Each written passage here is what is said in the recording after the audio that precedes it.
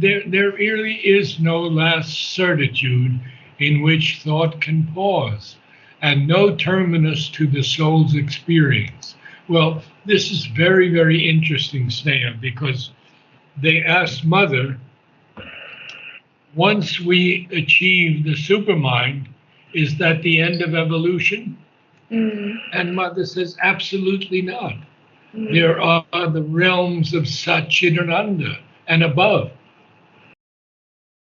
So the supermind will bring us peace, power, divine love, the end of death, the the earth transformed to its beauty, but still above that, there is no terminus to the soul's experience. So you want to read now, or Yeah. you want me you read, huh? Now Yeah. there's going to be a break after these four lines. Yes. And I always ask people to take a little break because Sri Aurobindo put that break there for a reason. And the reason here this time is that he has given us the longest symbol of the sailor on the flow of time. And it's so beautiful that we should really memorize it one day. Okay, so you begin. A limit. A limit, a farness never wholly reached, an unattained perfection calls to him from distant boundaries in the unseen. A long beginning only has been made. Yes. Now, this is, of course, referring to us also, because when he's going to, after this break, he's going to speak of us, basically, not Ashwapati here. I mean, people think it's Ashwapati, but it's not. He's giving us a view in the symbols of the sea and the symbol of a sailor and how he is evolving. So now we'll begin. Actually, I don't like to stop the reading of this, but we'll have to stop for a bit. But we'll try not to stop for too long. Okay. This is the sailor on the flow of time. This is world matter's slow discoverer, who, launched into this small corporeal birth, has learned his craft in tiny bays of self, but dares at last unplumbed infinitudes, a voyager upon eternity's seas. So what we see here is that mankind is like a sailor on the flow of time. And he is a slow discoverer of this world matter.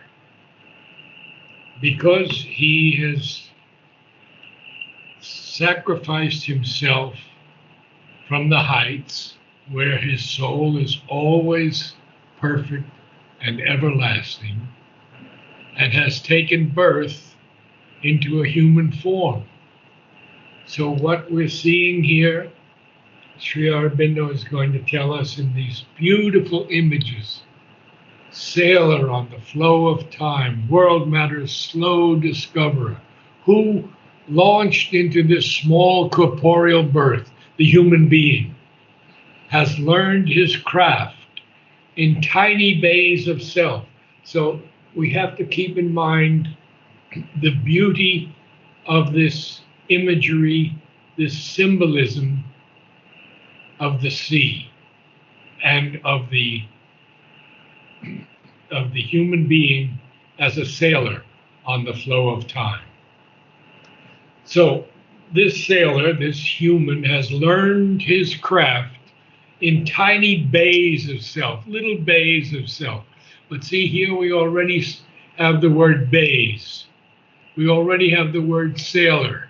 We have the word flow of time. Yeah. We have launched into this birth. We have Voyager coming up, a voyager upon eternities and seas. So you have the beauty of this. Oh, this is so extraordinary. I tell you, just we read it again and again, and it gets more and more beautiful. So that's very clear now. You understand, right? Yes. So now continue on. In his world adventure's crude initial start, behold him ignorant of his Godhead's force, timid initiate of its vast design. Yeah, he doesn't. It's a crude initial start, obviously. When man evolves from the animal, who has evolved from the fish, etc. It is a crude initial start. The first man is not a very beautiful being. Actually, present man is not also, but we won't go into that now. So, in his world adventure, so he's on the sea now and he's going on a world adventure, but it's a crude initial start, a crude beginning. And then he says, behold him, ignorant of his Godhead's force. Well, sure, behold him, look at mankind now. Wars all over the place, human trafficking, money laundering. I mean, it's a terrible thing. And but it's because man is still a timid initiate of this vast design that the divine wants us to understand and become part of. So back now to our sailor on the flow of time.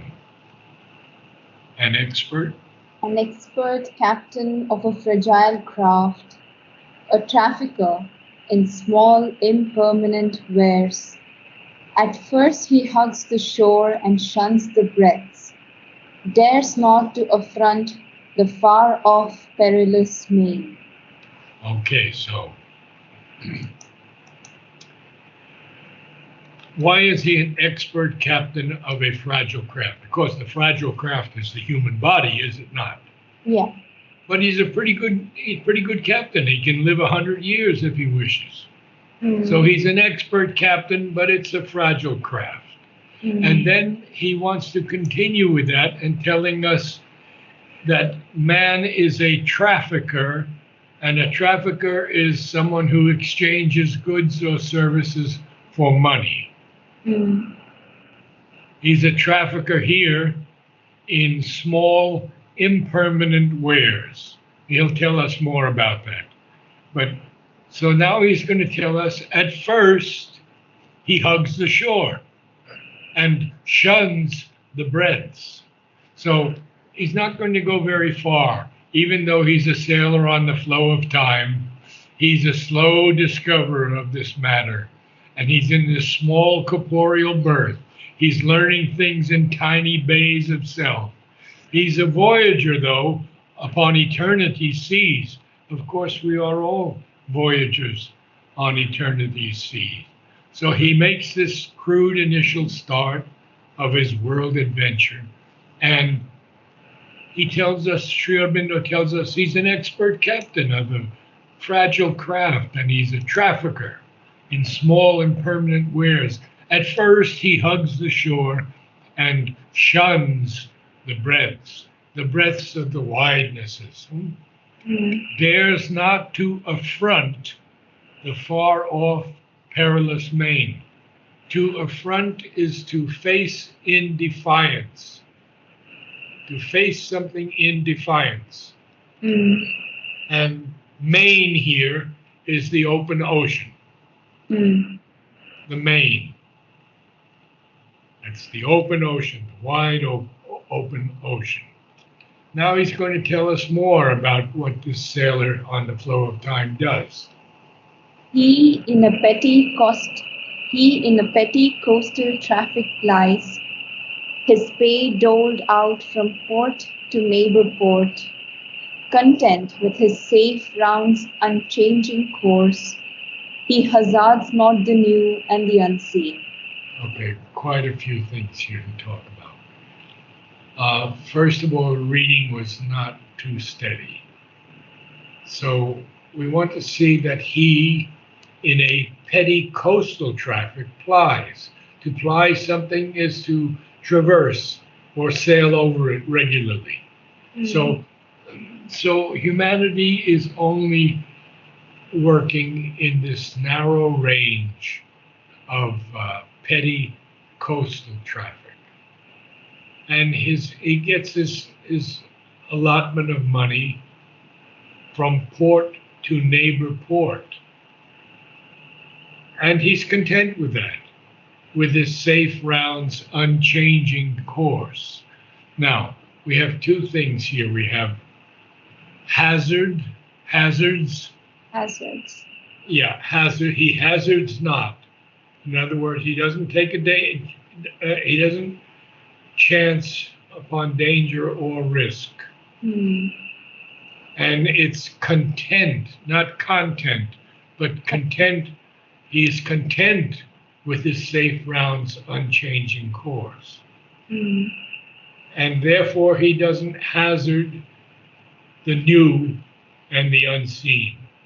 Very, very important here.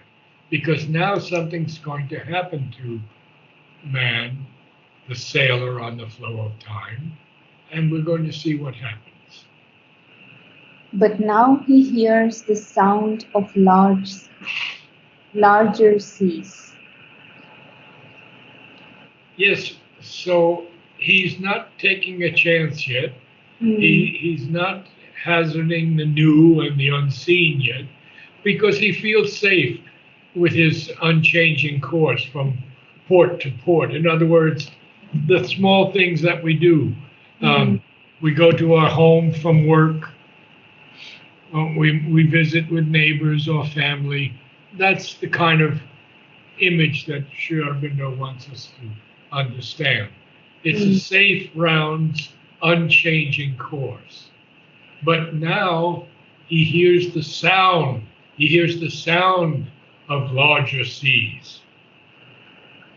A widening world calls him to distant scenes and journeyings in a larger vision's arc, and peoples unknown and still unvisited shores. Oh, wow. Okay, what's calling to him? Well, this widening world is calling him to distant scenes, and they wants him to journey in a larger vision's arc, to meet with unknown people, and to visit still unvisited shores. Now we see how beautiful this sustained image is taking us. And when you read the whole thing, it's just amazing. And we have a lot more now. So let's continue on a little bit. On a commissioned keel, his merchant hull serves the world's commerce in the riches of time, severing the foam of a great landlocked sea to reach unknown harbor lights in distant climes, and open markets for life's opulent arts, rich veils, carved statues, hued canvases, and jeweled toys brought for an infant's play, and perishable products of hard toil, and transient splendors won and lost by the days. Yeah, quite a few things to go through. Statuettes. Okay. And severing. Okay, so we'll go back now. and we're going to see what happens. Well, he's on a commissioned keel. Now, a commissioned keel, first of all, the word commission is something that's issued with an authoritative order or charge or direction. Huh? So that's a commission. A commission. Mm. One has a commission to do something, right? Yeah. Okay.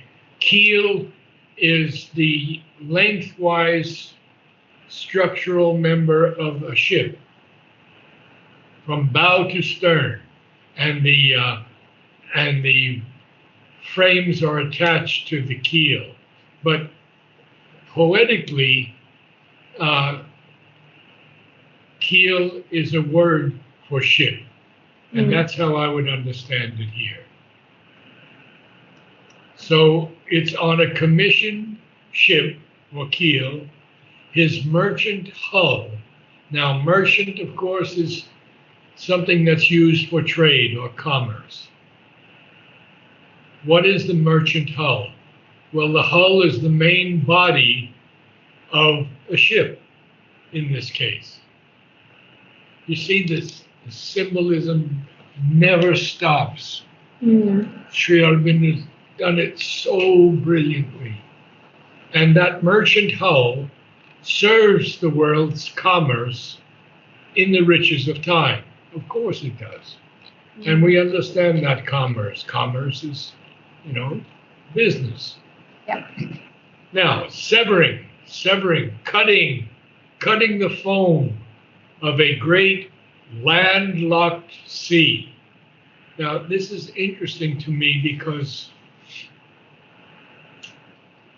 we are locked within a very small space of consciousness. Mm-hmm.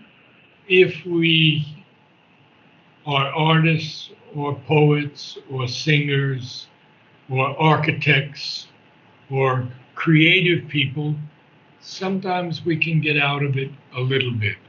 Mm-hmm. So, but mostly we're in a great landlocked sea. Now,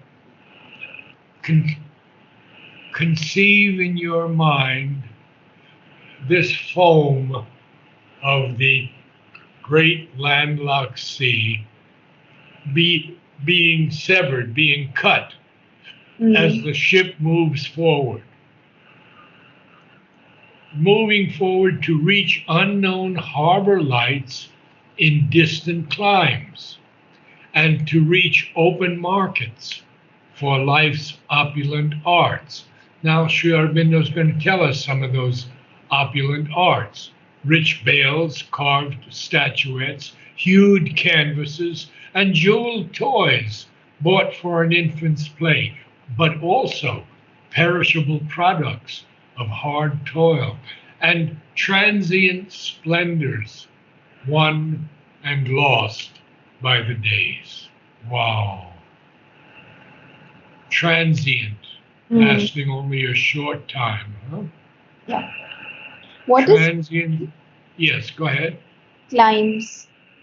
What is what? Climbs, distant climbs to reach unknown hard heights. Yeah. Climates. Climbs. Okay. Yeah. But climbs is one beat, so it works. To reach unknown harbor lights in distant climes. Okay. Now, climates would be too long. Mm. Okay. So here's what the human soul has to go through. Mm. It's on a commissioned keel. Understand? It's not some chance or some strange fate, but it's a commissioned keel. And his merchant hull, it's a merchant hull because right now it's just a ship in which he's serving the world's commerce in the riches of time. What a beautiful, beautiful image. And now, severing the foam of a great landlocked sea to reach unknown harbor lights in distant climes and open markets for life's opulent arts. So you see, The sailor now, on the flow of time, has taken a leap from neighboring port to port, and he's severing the foam of this great landlocked sea. Landlocked sea, when we have a sea that surrounds, we have the land that surrounds the sea. He has to break through that. So he has to sever that foam in order to reach unknown harbor lights in distant climes. And then he can open markets for life's opulent arts, perishable products of hard toil, transient splendors, won and lost by the days. Interesting. This is the sailor on the flow of time. This is world matter's slow discoverer, who, launched into this small corporeal birth, has learned his craft in tiny bays of self, but dares at last unplumbed infinitudes, a voyager upon eternity's seas. In his world adventure's crude initial start, behold him, ignorant of his Godhead's force, timid initiate of its vast design, an expert captain of a fragile craft, a trafficker in small, impermanent wares. At first, he hugs the shore and shuns the breaths, dares not to affront the far-off perilous main. He in a petty coastal traffic plies, his pay doled out from port to neighbor port, content with his safe round's unchanging course. He hazards not the new and the unknown. But now he hears the sound of larger seas. A widening world calls him to distant scenes and journeyings in a larger vision's arc, and peoples unknown and still unvisited shores. On a commissioned keel, his merchant hull serves the world's commerce in the riches of time, severing the foam of a great landlocked sea to reach unknown harbor lights in distant climes, and open markets for life's opulent arts.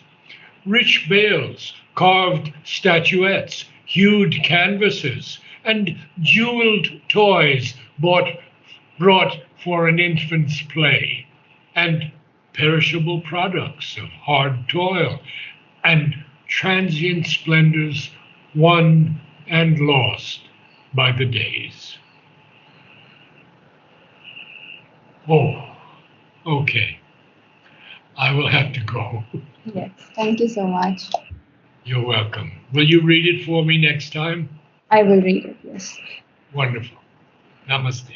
Namaste.